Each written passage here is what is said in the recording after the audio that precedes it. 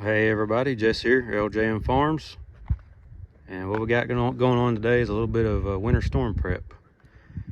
So you can see I got some bales lined up here, and I'm preparing those to be rolled down this hill because we are projected to have a little bit of snow, possibly some ice. And that's not real typical for this area, and I think maybe 3 to 4 inches with it, which isn't a lot of snow. I'm sure any of the guys up north are probably laughing, but anyhow, I'm probably going to be required to be at work pretty late, so all my hay feeding is going to be done in the dark. So what I've got going on is I'm staging these bales, and my cows are eating probably about a bale a day. They may eat just a little bit more with this cold snap coming because we're supposed to be for sure in the single digits for the lows, probably in the negatives with the wind chill. But I'm going to put more bales up here than I think I need, just so that I have them. And even though the snow and the ice probably isn't going to last more than a couple of days, 3 days max,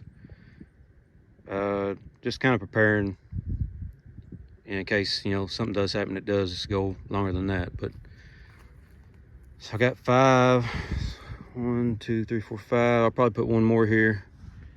That'll be 6 days worth of hay. They're eating a bale right now, so that's today's bale over on the other side of that hill. So about a week's worth of hay, and I just started the tractor up once, and then I will be putting a hot wire around this. I've got my little Gallagher M12 there, some poly braid and some posts. So pretty impressed with this little guy here. I've been using that for a while just for some little quick setups. Highly recommend that. Puts out pretty good juice for the size and what it is. It's a 0.12 joule, not the highest joule charger out there, but for what it is and the size, how compact it is, pretty good little unit. I do have all these staged so that when I unroll them, they will unroll in just a solid mat down this hill. There's really no wrong or right way to unroll a bale, but setting them up on this hill, I prefer to just have them unroll in one solid mat, because not being hooked up to an unroller or something like that, you can't just keep going until the bales run out. And the easiest way to tell that, if you don't know, is I have all the stems pointed this direction on the top of the bale. And if you've done any baling, then that's kind of the reverse of how the baler sucks it up into the chamber. And so by placing it in reverse, it's just going to roll it right back out in one solid sheet. And so you can run your hand across it, and I can feel the end of those stems. Another thing you can do is just pinch it and pull out a little bit. And eventually you'll start pulling out the end. You can see that was the direction that it was baled up. And so if you face those stems that direction on the top, it'll unroll in one solid sheet. Just kind of a quick way to tell. So yeah, that's what we got going on. So winter storm prep underway. We don't get a whole lot of storms in this area, southeastern Oklahoma.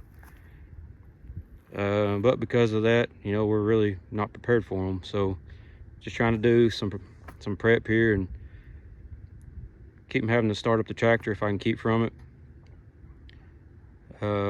With these stages like this, I can just come out here. Like I said, I'll get home after dark. It's going to be in the teens, maybe the single digits. I'll cut my net wrap, push it off the side of the hill, and I can drive my truck over here if I need to. Not even have to get on the side by side of the four-wheeler. So just trying to keep it as easy as possible for the next 4 or 5 nights.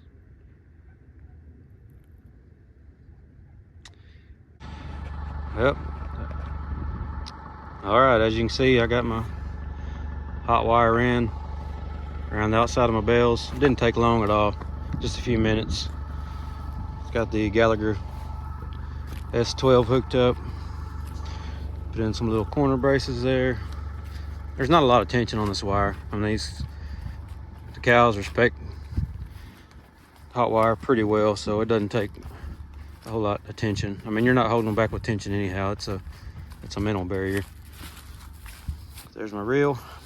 So what I'll do, I'll just take my reel up and reel it up back around that corner, kick that bell out, and I'll make a new corner right here. And basically I'll leave this corner post here, and I'll just keep advancing and tying back into this wire on this back side just to complete the block.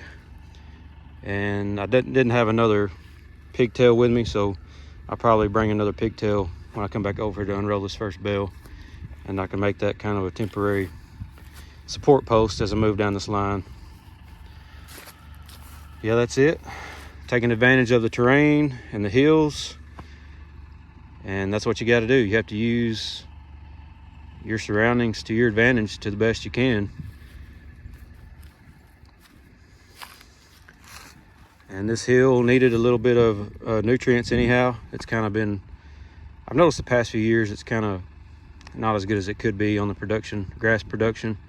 There has been some goat weed growing on this hillside, so I know that it's lacking something there. So that's one reason why I wanted to put these bells on this hill. So I'm kind of killing two birds with one stone here.